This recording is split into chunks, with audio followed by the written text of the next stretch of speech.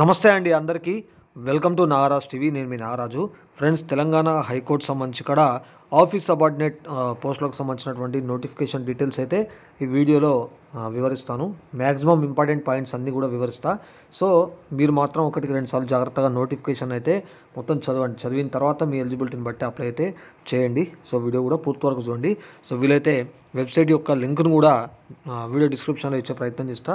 So వెబ్సైట్లోకి వచ్చిన తర్వాత రిక్రూట్మెంట్ సెక్షన్లో కూడా మీరు ఇక్కడ office subordinate under Telangana judicial ministerial and subordinate services అని చెప్పేసి విధంగా జిల్లాల వారీగా ఖాళీలు కూడా ఈ నోటిఫికేషన్లోనే ఉన్నాయి. మిగతా డీటెయిల్స్ కూడా ఎడ్యుకేషనల్ క్వాలిఫికేషన్, పరీక్ష విధానం సంబంధించి అన్నీ కూడా అందులో ఉన్నాయి. కాబట్టి ఒకటి రెండు సార్లు చదువుకోండి, నేను కూడా వివరిస్తా. ఓకేనా? సో అట్లాగే ఇక్కడ మనకు మిగతా నోటిఫికేషన్లకు సంబంధించి కూడా ఇక్కడ ఉన్నాయన్నమాట. సో ఇక్కడైతే మీరు చూడొచ్చు. సో ఆల్రెడీ వీటికి సంబంధించి అప్లికేషన్ చేసుకున్నటువంటి లింక్స్ కూడా ఇక్కడ ఇవ్వడం అయితే జరిగింది. సో కాబట్టి మీ ఎలిజిబిలిటీని బట్టి నోటిఫికేషన్ చదివిన తర్వాత అప్లై చేసుకునేటువంటి వాళ్ళు చేసుకోండి. సో ఈ నోటిఫికేషన్లన్నీ కూడా మీరు చూడొచ్చు ఇక్కడైతే. ఓకేనా? సో మనకు అట్లాగే ఇక్కడ ఆఫీస్ సబార్డినేట్ సంబంధించి service of the high court for the state of Telangana అని చెప్పేసి నోటిఫికేషన్ కూడా ఇక్కడ ఇవ్వడం అయితే జరిగింది. సో ఈ వీడియోలో ఈ ఆఫీస్ సబార్డినేట్ సంబంధించి చూద్దాం. ఓకేనా? జ్యుడిషియల్ మినిస్ట్రీలకు సంబంధించి ఇక్కడ జిల్లాల వారీగా వేకెన్సీస్ ఈ నోటిఫికేషన్లోనే ఉన్నాయి. సో మిగతా డీటెయిల్స్ ఏంటనేటువంటి విషయాలు అయితే చూద్దాం. సో కాబట్టి వీడియో మొత్తం కూడా చూడండి. రైట్, ఇక్కడైతే నోటిఫికేషన్ చూడొచ్చు. ఆఫీస్ సబార్డినేట్ అని చెప్పేసి for direct recruitment to the post of office subordinate అంటే ఇక్కడ చూడొచ్చు అనమాట. సో నోటిఫికేషన్ ఎందుకు చదవమంటున్నా అంటే జాగ్రత్తగా చదివిన తర్వాత అప్లై చేయండి. ఎందుకంటే వీడియోలో అన్ని పాయింట్లు వివరించకపోవచ్చు, కొన్ని మర్చిపోవచ్చు, కొన్ని మీకు అర్థం కాకపోవచ్చు. కాబట్టి ఖచ్చితంగా కూడా చదివిన తర్వాత అప్లై చేస్తే బెటరు. సో ఇక్కడ స్కేల్ ఆఫ్ పే చూసినట్టయితే 19,000 నుంచి 58,850 అని చెప్పేసి ఈ విధంగా ఇవ్వడం అయితే జరిగింది. అఫీషియల్ వెబ్సైట్లో మీరు నోటిఫికేషన్ అయితే చెక్ చేసుకోండి. ఇక్కడ ఇంపార్టెంట్ డేట్స్ కూడా ఉన్నాయి 22 సంబంధించి. సో ఇక్కడ ఆన్లైన్లో అప్లికేషన్ చేసుకోవడం స్టార్టింగ్ డేట్ వచ్చేసి సబ్మిషన్కి సో 8/1/2025. సో క్లోజింగ్ డేట్ వచ్చేసి ఇక్కడ 31/1/2025. ఇక స్టార్టింగ్ డేట్ ఫర్ అని చెప్పేసి ఈ సబ్మిషన్ ఆఫ్ ఆన్లైన్ అప్లికేషన్ సంబంధించి eligible outsourcing and contract employees ఉంటారు కదా, వాళ్ళకి సంబంధించి స్టార్ట్ డేటు సో ఇక్కడ 10/2/2025, క్లోజింగ్ డేట్ వచ్చేసి 25/2/2025. ఒకసారి అయితే చూడండి. అండ్ ఇక download of hall tickets for OMR based examination అంటూ ఇవ్వడం జరిగింది. సో దీనికి ఓఎంఆర్ బేస్డ్ ఎగ్జామినేషన్ ఉన్నదని లైన్స్ ఇచ్చిళ్ళు. So date will be informed in due course అంటే ఇవ్వడం అయితే జరిగింది. ఇక ఈ ఓఎంఆర్ బేస్డ్ సంబంధించి ఎగ్జామినేషన్ ఏప్రిల్ 2025లో ఉంటుంది అన్నట్టుగా ఇక్కడైతే ఇచ్చిర్రు. So date and time of examination will be informed later అంటే ఇవ్వడం జరిగింది. కాబట్టి సో చూడాలి మరి.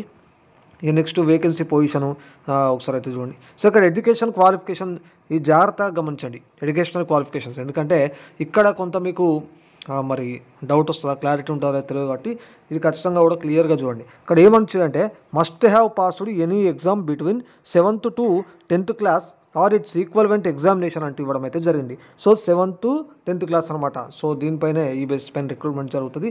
నేను అప్పుడు 2019 సమ్ టైం అనుకుంటే అప్పుడు కూడా నోటిఫికేషన్ అప్పుడు కూడా సో చెప్పినట్టున్నప్పుడు కూడా హయ్యర్ వాళ్ళని కూడా తీసుకోరని చెప్పేసి. సో ఇక్కడ but the candidates who is having higher qualification then 10th class shall not be considered as eligible అంటే ఇవ్వడం జరిగింది. సో మరి హయ్యర్ ఎడ్యుకేషన్ వాళ్ళను దాదాపు ఇక్కడ కన్సిడర్ చేయరు. కాబట్టి ఇది చూసుకొని జాగ్రత్తగా అప్లై అయితే చేయండి.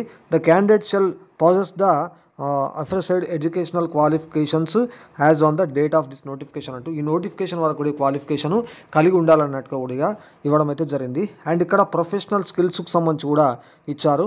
So cooking, carpentry, plumbing, electrical and painting and etcetera అని చెప్పేసి, అంటే for the purpose of performing duties with respect of their professional skills at the residences of judicial officers అని చెప్పేసి ఇక్కడ ఇవ్వడం అయితే జరిగిందనమాట. సో కాబట్టి ఇవి కూడా ఒకసారి అయితే చూడండి, అన్ని జాగ్రత్తగా చదవండి. సో నెక్స్ట్ ఇక్కడ ఏజ్కి సంబంధించి చూసినట్టయితే ఇక్కడ యాజ్ ఆన్ 1/7/2025 వరకు చూసుకున్నట్టయితే ఇక్కడ సో మినిమం వచ్చేసి ఇక్కడ 18 years. So must have completed the age of 34 years అంటే ఇవ్వడం అయితే జరిగింది. సో అండ్ ఇక్కడ ఏజ్ రిలాక్సేషన్స్ కూడా మనకి ఇక్కడ ఉంటాయి కాబట్టి ఒకసారి ఇవి కూడా చూడండి. నెక్స్ట్ ఇక్కడ రిజర్వేషన్ సంబంధించి కూడా ఇవ్వడం జరిగింది. నెక్స్ట్ మెథడ్ ఆఫ్ రిక్రూట్మెంట్ చూసినట్టయితే ఇక్కడ ఓఎంఆర్ బేస్డ్ ఎగ్జామినేషన్ ఉంటుందని ఇవ్వడం జరిగింది. అంటే మామూలుగా అయితే కంప్యూటర్ బేస్డ్ ఎగ్జామినేషన్ అయితే ఉంటుంది. కాకపోతే ఈ పోస్ట్కి అయితే ఇక్కడ ఓఎంఆర్ బేస్డ్ ఎగ్జామినేషన్ అని ఇవ్వడం అయితే జరిగిందనమాట. So standard consistent with the minimum educational qualification అని చెప్పేసి ఇక్కడైతే ఇవ్వడం అయితే జరిగింది. సో ఈ ఓఎంఆర్ బేస్డ్ సంబంధించి సో ఇక్కడ 45 మార్క్స్ అంటూ మనకు ఇవ్వడం జరిగింది. సో విత్ అంటే objective type with multiple choice questions అనమాట. ఓకేనా. సో ఈ interview viva voice will be 5 marks. ఓకేనా. సో మొత్తం ఇక్కడ 50 మార్కులకు సంబంధించి కూడా ఇవ్వడం అయితే జరిగింది. సో ఇక్కడ 45 క్వశ్చన్ అన్నాం కదా, 35 క్వశ్చన్లు వచ్చేసి జనరల్ నాలెడ్జ్ అండ్ 15 క్వశ్చన్లు వచ్చేసి ఇక్కడ జనరల్ ఇంగ్లీష్ అంటూ ఇవ్వడం జరిగింది. So and each question will carry 1 mark అంటూ కూడా ఇక్కడ ఇవ్వడం జరిగింది. ఈ ఎగ్జామినేషన్ సంబంధించి డ్యూరేషను సో ఇక్కడ 60 మినిట్స్. ఓకేనా.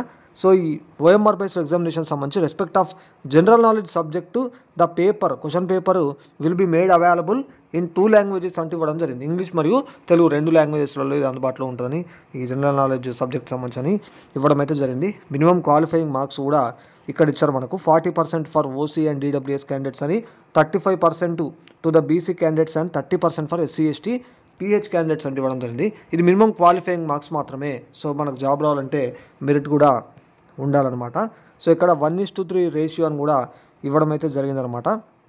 అంటే notified available vacancies for certificate verification అని ఈ విధంగా వైవా వాయిస్ అని చెప్పేసి సో ఇట్లా మనకు ఈ పాయింట్స్ అయితే ఇచ్చారు కాబట్టి ఒకసారి అయితే ఇది చూడండి.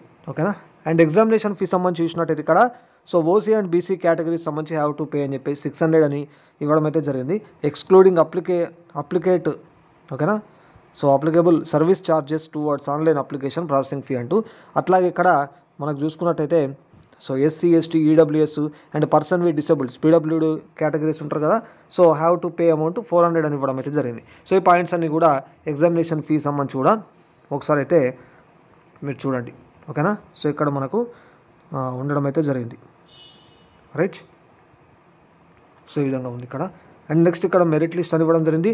అట్లాగే సర్టిఫికేట్ వెరిఫికేషన్ టైంలో డాక్యుమెంట్స్ ఏమేమి తీసుకోవాలి ఎట్లా అన్నట్టుగా ఇక్కడ ఇవ్వడం అయితే జరిగింది. సరే డాక్యుమెంట్స్ కూడా చూడండి, ఎందుకంటే ఇవన్నీ వివరించాలంటే కొంచెం టైం పడుతుంది. ఎట్లా మీరు చదువుకుంటే మీకు ఐడియా వస్తుంది. జనరల్ ఇన్స్ట్రక్షన్స్ అని కూడా ఇవ్వడం అయితే జరిగిందనమాట. ఓకే. సో నెక్స్ట్ ఇక్కడ ఇన్ఫర్మేషన్ అప్లికేషన్స్ అంటే ఈ విధంగా మనకి ఇవ్వడం అయితే జరిగింది అప్లికెంట్స్ అంటూ. తర్వాత ఇక్కడ చూసినట్టయితే detailed district unit wise vacancy position అంటూ జిల్లాల వారికి ఇక్కడ వేకెన్సీస్ కూడా ఇవ్వడం అయితే జరిగింది ఆఫీస్ సబార్డినేట్ సంబంధించి. సో ఇక్కడ అబ్స్ట్రాక్ట్ ఆఫ్ వేకెన్సీస్ అంటూ ఇక్కడ డిస్ట్రిక్ట్ సంబంధించి ఇచ్చారు, క్యాస్ట్ కేటగిరీ అదేవిధంగా నెంబర్ ఆఫ్ పోస్ట్. సో ఎన్ని ఉన్నాయని చెప్పేసి మీ జిల్లాకు సంబంధించి ఒకవేళ ఉంటే ఇలా ఎన్ని ఉన్నాయి. ఓకేనా. సో ఈ జిల్లాలో కేటగిరీకి ఎన్ని ఉన్నాయి సో ఏందని చెప్పేసి ఈ విధంగా మొత్తం అయితే ఒక్కసారి చూడండి.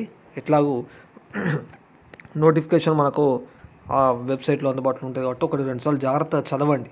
చదివితే మీకు ఐడియా వస్తాయి. ఎందుకంటే కొంతమందికి కొన్ని డౌట్లు వస్తాయి. ఎడ్యుకేషన్ క్వాలిఫికేషన్స్ దగ్గర కొంతమంది డౌట్ వస్తుంది. సో ఎగ్జామినేషన్ దగ్గర కొంతమంది డౌట్ వస్తాయి. ఇట్లా డౌట్లన్నీ క్లియర్ అవుతాయి. ఇది 1-2 సార్లు మంచిగా అవుతుందంటే ఎప్పుడైనా చదివి అప్లై చేస్తే మనకు క్లియర్గా ఉంటుంది. సో తర్వాత ఇబ్బంది పడేవాళ్ళు. సో కాబట్టి ఈ జాగ్రత్తగా 1-2 సార్లు చదివే ప్రయత్నం అయితే చేయండి. ఓకేనా. సో ఇది మిత్రులారా ఓవరాల్గా ఆఫీస్ సబార్డినేట్ సంబంధించి ఈ నోటిఫికేషన్ అయితే. మరిన్ని వీడియోలతో మళ్ళీ మేము ముందుకు వస్తాను. ఏమైనా అప్డేట్స్ ఉన్నా మీకు తెలియజేస్తాను. వీడియో నచ్చినట్టయితే లైక్ చేసి షేర్ చేయండి. ఛానల్ని సబ్స్క్రైబ్ చేసుకోండి.